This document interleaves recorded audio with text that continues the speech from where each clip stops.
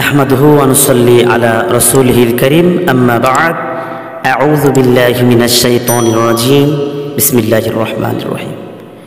সম্মানিত দ্বীনী ভাইয়েরা, আজকে যে বিষয়টি নিয়ে আলোচনা করব তা হলো কত টাকা থাকলে কুরবানি করতে পারবে। কুরবানি ওয়াজিব। যার কাছে 52.5 ভরি রূপা কেনার মতো টাকা আছে অথবা 7.5 তোলা স্বর্ণ কেনার মতো টাকা আছে, তাদের উপর কুরবানি করা ওয়াজিব এবং তাদের উপর যাকাত দেয়া ফরজ। তবে এই সাহেবে নেশাব প্রতি বছর একই পরিমাণ টাকায় সাহেবে নেশাব হয় না। যেমন ধরুন 2011 সালে রূপার বাজার ছিল 800 টাকা, সে অনুযায়ী 52.5 ভরি রূপার মূল্য ছিল 42,000 টাকা। কিন্তু এখন 2024 সাল, দিন যাচ্ছে, সব কিছু জিনিসপত্রের দাম ঊর্ধ্বগতি বাড়তেছে। এখন আপনি যদি 52.5 ভরি রূপা কিনতে যান 1 লক্ষ টাকার উপরে লাগবে। সুতরাং এই 1 লক্ষ টাকা যার কাছে আছে তার উপর যাকাত দেয়া ফরজ, কোরবানি করা ওয়াজিব। যাকাত ফরজ না হলেও কোরবানি ওয়াজিব হয়ে যেতে পারে, কেননা যাকাতের বেলায় ব্যবহারের জিনিসের হিসাব ধরে 52.5 ভরি রূপা কেনার মতো টাকা নির্ণয় করা হয় না। কিন্তু কোরবানি ও ফেতরার ক্ষেত্রে, ফেতরার বেলায় বিলাসিতার জিনিস ব্যবহার করলেও তার দাম ধরে সাহেবে নেশাব হিসাব করতে হবে। মোট কথা, স্বচ্ছ ব্যক্তির উপর কোরবানি করা ওয়াজিব।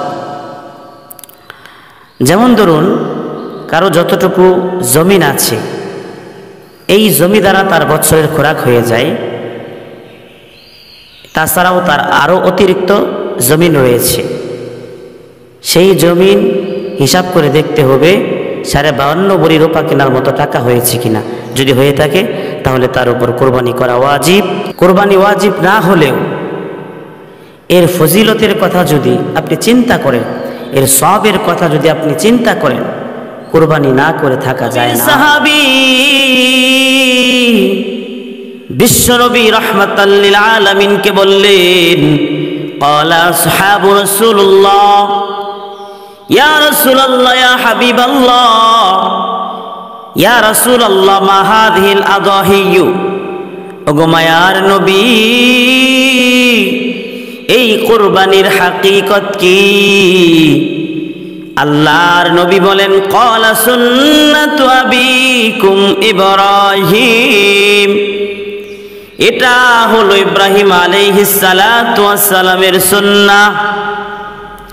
সাহাবীরা আরজ করলেন, ক্বালু ফামা লানা ফিহা ইয়া রাসূলুল্লাহ।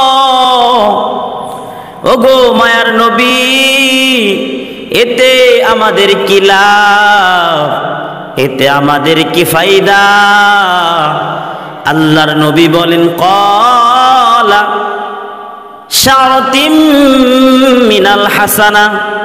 আল্লাহর হাবিব বলেন, এর প্রতিটি পশমেই নেকি রয়েছে।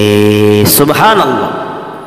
সাহাবীরা আরজ করলেন, ক্বালা ফাসুফু ইয়া রাসূলুল্লাহ ইয়া রাসূলুল্লাহ ইয়া হাবিবাল্লাহ। বেড়া ও দুম্বার পশমের বেলাও কি? আল্লাহর নবী বললেন, ক্বালা বিকুল্লি শারাতিম মিনাস সুফি হাসানা। আল্লাহর হাবিব বলেন, বেড়া ও দুম্বার পশমের ক্ষেত্রেও নেকি রয়েছে। সুবহানাল্লাহ।